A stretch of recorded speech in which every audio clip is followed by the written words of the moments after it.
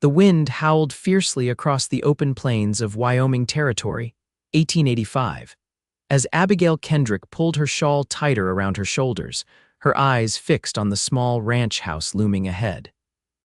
She'd traveled over 1,000 miles from Boston with nothing but a letter in her pocket and desperation in her heart, hoping her late sister's husband would accept her help with his children, even though they'd never met. The journey had been arduous, filled with delays, bandits, broken wagon wheels, and misdirections. What should have taken 3 weeks had stretched into nearly 2 months. Abigail's funds were depleted, her fine clothes now travel-worn, and her face sun-kissed in a way that would have scandalized her former social circle. But none of that mattered now. She had reached her destination, the Rushing River Ranch. As she approached the wooden porch, Abigail noticed the door was slightly ajar. The proper thing would be to knock, but something about the stillness of the place made her hesitant. After calling out and receiving no answer, she gently pushed the door open. The scene before her struck her heart with unexpected force. A tall man stood at a crude stove, his broad shoulders slumped beneath a faded blue shirt. His hair was the color of wheat, untamed and falling just past his collar. At a rough-hewn table sat 2 young boys, perhaps 6 and 4 years of age, looking down at tin plates filled with cold beans. Not a word passed between them. The silence was as palpable as the grief that seemed to fill the room. "Excuse me," Abigail said softly, causing all 3 males to turn toward her with startled expressions. The man's eyes narrowed as he assessed her. They were blue, she noticed, the deep blue of a summer sky, but clouded with suspicion and fatigue. "Who are you?" he demanded, his voice rough as if unused to speaking.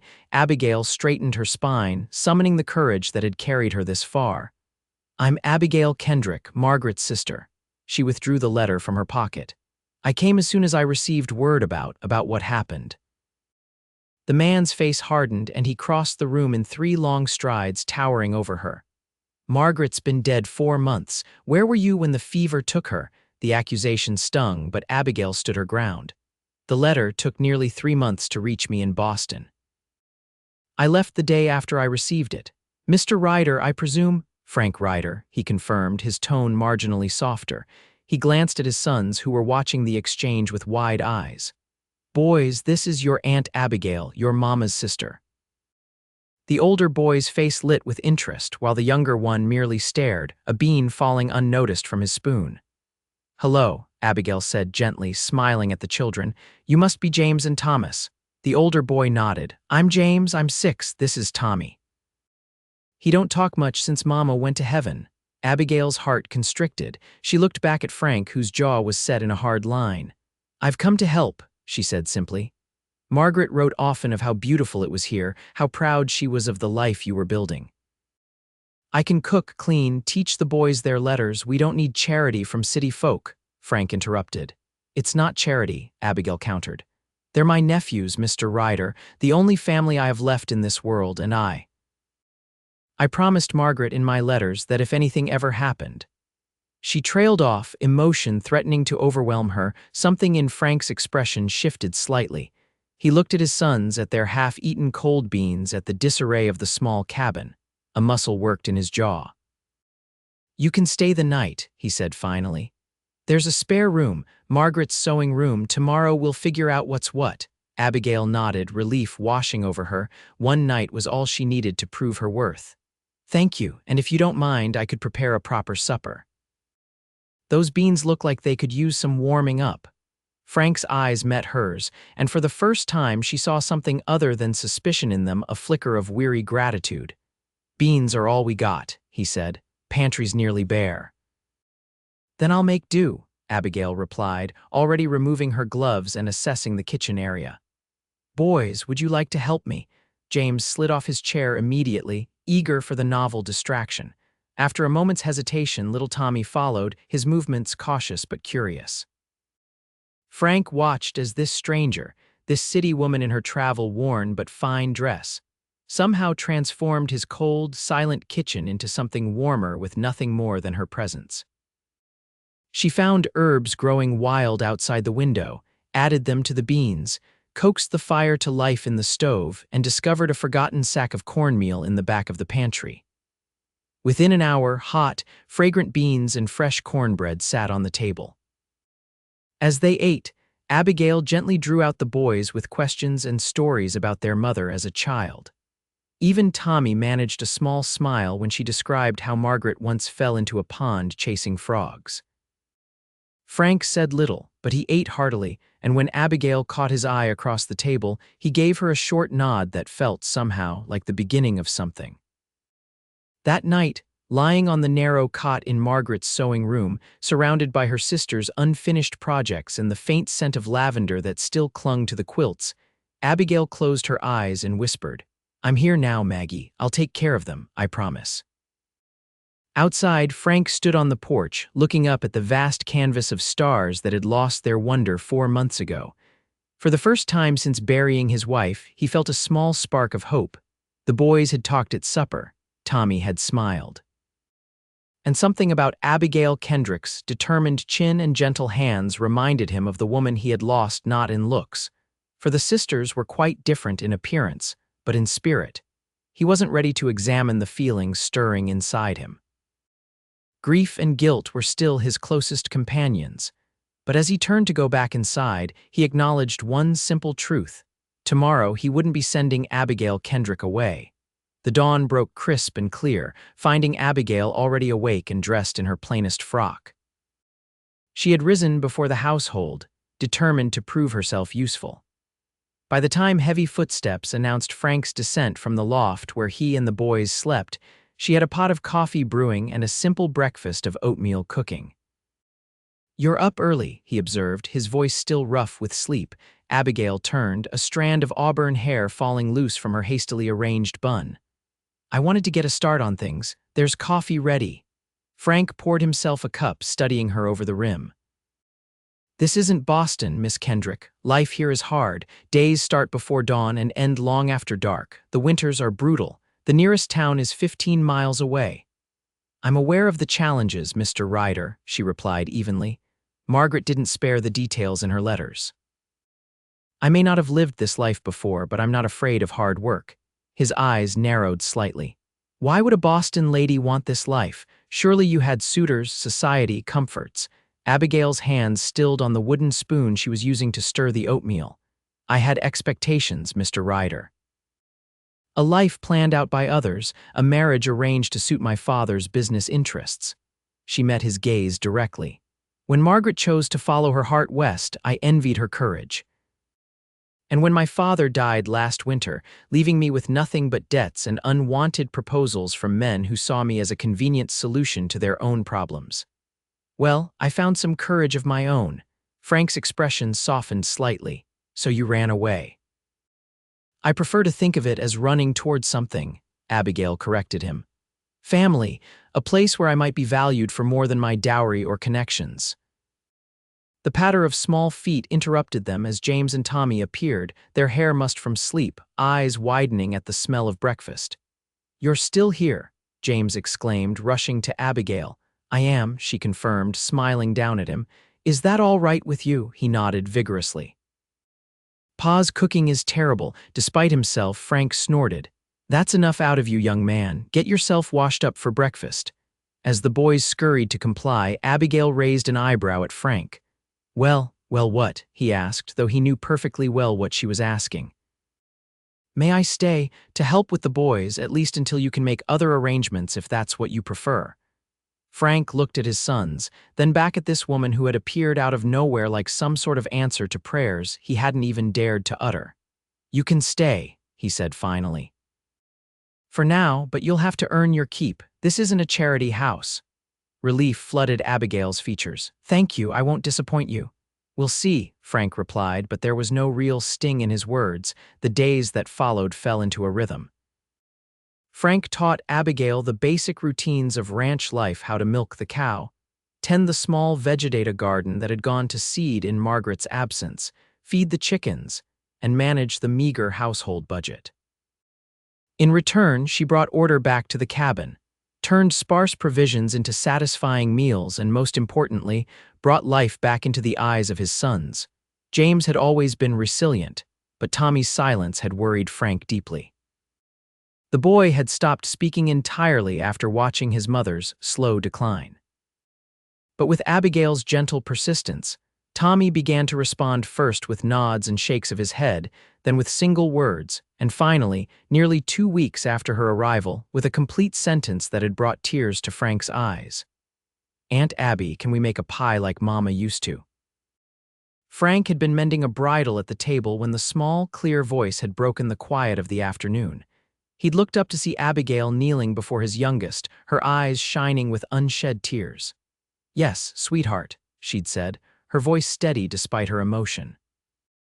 "We can absolutely make a pie. What kind was your mama's favorite?" "Apple," Tommy had replied, "with cinnamon." Later that evening, after the boys were asleep, and a fragrant apple pie cooled on the sideboard made possible by a fortuitous trade with a passing farmer, Frank had found Abigail on the porch, gazing at the stars. "Thank you," he'd said simply, coming to stand beside her. She'd turned to him, her face soft in the moonlight. "For what?" "For Tommy, for the pie, for—" He gestured vaguely, words failing him. Abigail had smiled. "They're remarkable boys, Frank. You should be proud." "I am," he'd admitted. "But I've been so focused on keeping the ranch going, on just surviving day to day, that I haven't been what they need." "You've been exactly what they needed," Abigail had countered gently. "You've been here, constant and strong. Children need security above all else." Something about her understanding, her lack of judgment, had loosened something tight in Frank's chest. For the first time since Margaret's death, he'd found himself talking freely, telling Abigail about his struggles, his fears for the future, even the crushing guilt he felt for not being able to save his wife. "The doctor from town was snowed in," he'd explained, his voice rough with remembered pain. "By the time the pass cleared and he could get through, the fever had. He'd swallowed hard. I should have done more." Abigail had placed her hand on his arm, the touch light but grounding. "From Margaret's letters, I know you did everything humanly possible. Some things are beyond our control, Frank. That doesn't make them our fault." He'd looked down at her hand on his arm, then into her earnest face. Something had shifted between them in that moment, a current of understanding, of shared grief transformed into something warmer.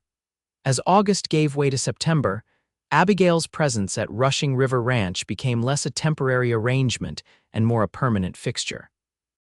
She had proven herself far more capable than Frank had initially given her credit for. Despite her city upbringing, she tackled each new challenge with determination and a quick intelligence that impressed him more each day. When a mare went into labor unexpectedly early, Abigail had stood beside him in the barn for hours, following his instructions without complaint, her sleeves rolled up and her dress stained beyond salvation. Together they had saved both mother and foal, and the triumph in her eyes when the little colt took his first wobbly steps had stirred feelings in Frank that he'd thought buried with Margaret. The first time he caught himself admiring the way the sunset caught fire in Abigail's auburn hair. Frank had been stricken with guilt so intense he'd ridden out and not returned until well after dark. The boys had been asleep, but Abigail had waited up, a lamp burning in the window, concern rather than reproach in her eyes when he'd finally stepped through the door. The boys were worried, was all she'd said, pressing a plate of food into his hands. "I needed to think," he'd replied gruffly.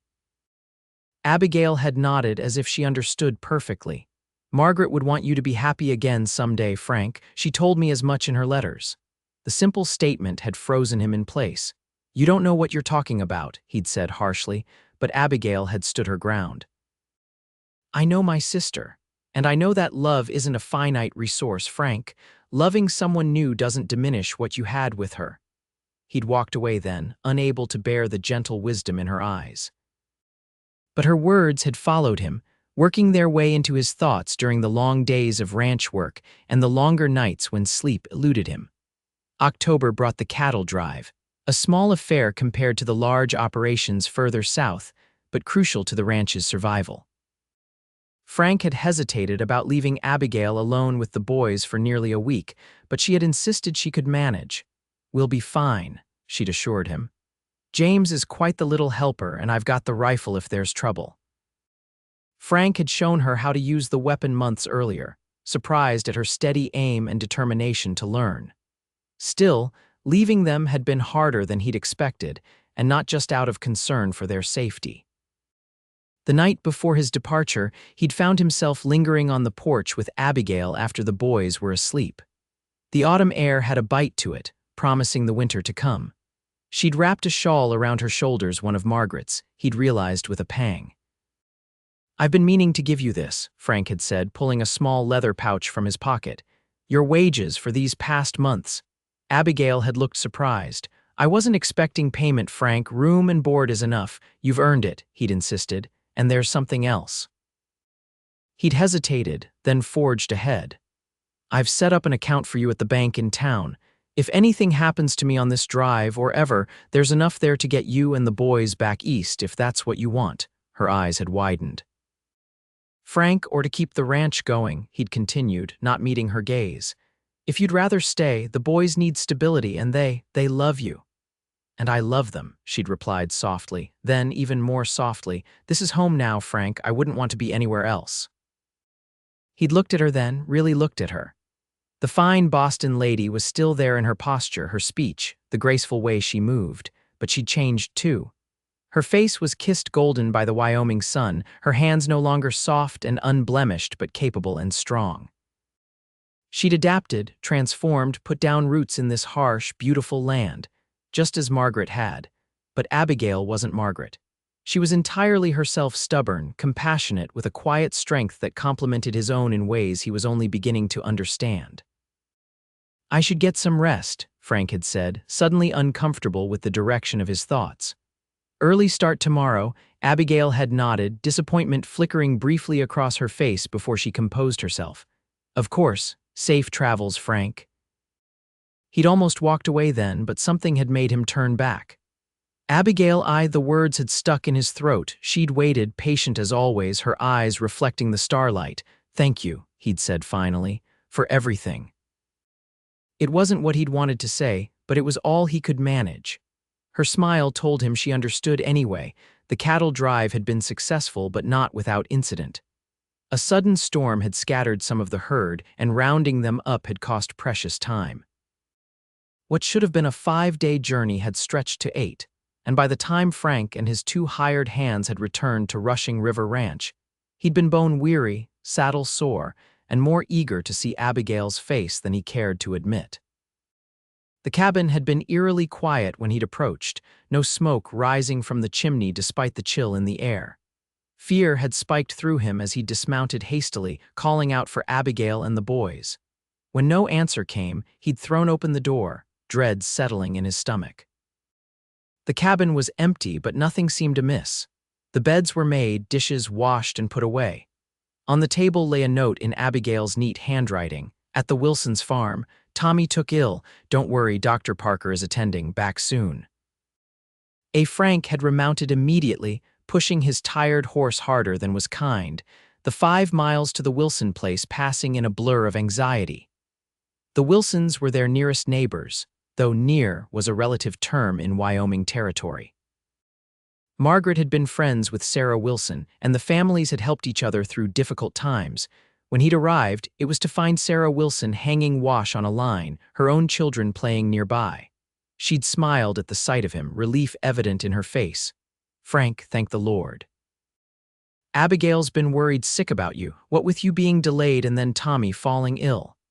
"Where are they?" he'd demanded, dismounting again on legs that threatened to buckle from exhaustion and worry. "Inside. The fever broke last night, thank goodness.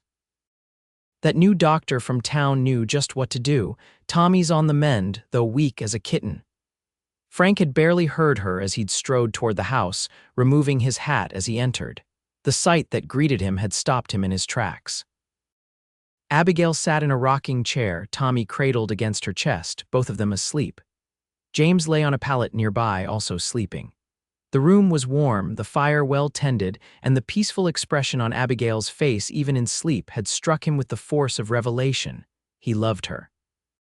The thought had come unbidden, but with absolute clarity. He loved her steadfastness, her gentle strength, the way she'd carved out a place for herself in their lives without trying to replace what they'd lost. He loved her practical mind and her impractical heart, which had led her across a continent on the strength of a promise to assist her. As if sensing his presence, Abigail had opened her eyes.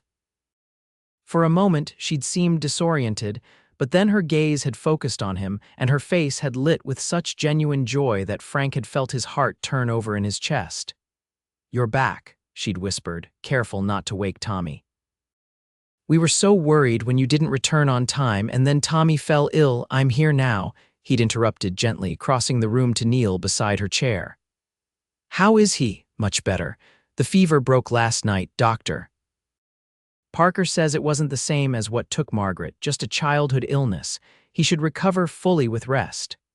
Her free hand had reached out, almost involuntarily, to touch Frank's cheek as if confirming he was real. "You look exhausted." "I rode straight here when I found your note," he'd admitted. I thought he'd swallowed hard. I couldn't lose anyone else.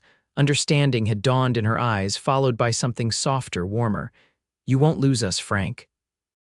I promised Margaret I'd take care of her family, and I intend to keep that promise." "Is that the only reason you stay?" he'd asked, the question escaping before he could reconsider. Abigail had looked down at Tommy, then back at Frank, her eyes clear and direct. "No," she'd said simply. "Not anymore." They'd brought the boys home the next day after Dr. Parker had confirmed Tommy was well enough to travel. The following weeks had seen a subtle shift in Frank and Abigail's interactions, a lingering of hands when passing objects. Conversations that continued long after the boys were abed, shared glances that carried more meaning than words could express. As November arrived, bringing the first heavy snows of winter, Frank had finally found the courage to speak the truth that had been growing in his heart. They'd been sitting before the fire, the boys long asleep, a comfortable silence between them as Abigail mended one of James's shirts, and Frank carved a small wooden horse as a Christmas gift for Tommy. "I've been thinking," Frank had said abruptly, setting aside his carving. Abigail had looked up, her needle pausing mid-stitch. "About what?" "About the future, about this ranch, about—" He'd met her gaze directly. "About us." A flush had risen to her cheeks, but she'd held his gaze steadily. "What about us, Frank?" "The boys need a mother," he'd said, then immediately grimaced at his own clumsy words. "That's not. I mean they love you, and he'd stopped, taken a deep breath, and started again. "Abigail, I never expected to feel this way again. After Margaret died, I thought that part of me was gone forever." Abigail had set aside her mending, her expression serious but gentle. "I understand, Frank. You don't need to explain." "I do," he'd insisted. "Because I want you to know that this isn't about convenience or the boys needing a mother or the ranch needing a woman's touch. Those things are true, but they're not why." He'd stood then, crossing to kneel before her chair, taking her hands in his. "I love you, Abigail Kendrick. Not in place of Margaret, but for yourself. For the woman who traveled across a continent for family. For the woman who taught my son to speak again. For the woman who faces every challenge with courage and grace." Tears had filled Abigail's eyes, but her smile was radiant. "I love you too, Frank." "I tried not to at first. It felt like a betrayal of Margaret, but she would understand, I think. She would want this for all of us." "She would," Frank had agreed, his own voice rough with emotion. "So I'm asking you properly this time, will you marry me, Abigail? Will you be my wife and a mother to my sons and the heart of this home for as long as we both shall live?" "Yes," Abigail had whispered, her hands tightening on his. "Yes, Frank Ryder, I will."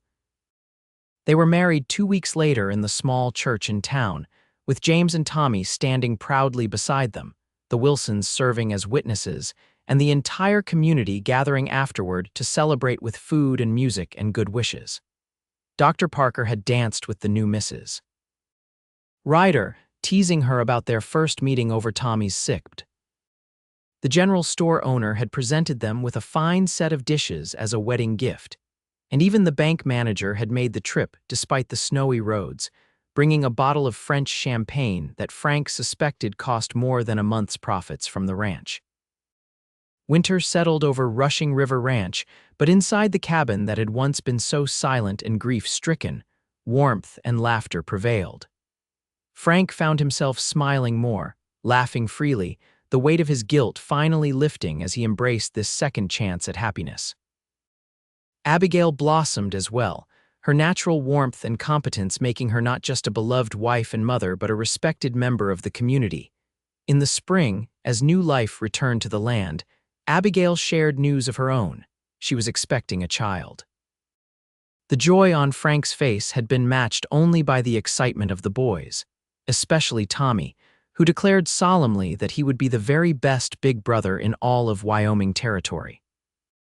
On a bright September day in 1886, almost exactly a year after Abigail had first stepped into Frank's ranch and found him feeding his boys cold beans in silence, Margaret Rose Ryder made her entrance into the world, named for the sister who had, in her own way, brought her parents together. As Frank cradled his newborn daughter, with Tommy and James crowded close to see their baby sister and Abigail watching them all with tired but radiant joy, he marveled at the journey that had brought them here. From the deepest grief to the highest joy, from silence to song, from cold beans to a table filled with love and laughter. "She's beautiful," he whispered, carefully passing the swaddled infant back to Abigail, "just like her mother." Abigail smiled up at him, her eyes filled with a love so complete it still sometimes took his breath away. "She's a miracle," she replied, "just like this family." Frank leaned down to kiss his wife gently, then gathered his sons close, forming a circle of love around the newest rider. Outside, the Wyoming wind still blew fierce and wild across the open plains, but inside Rushing River Ranch, all was warmth and peace, and the profound joy of a love that had bloomed from the most unexpected beginnings.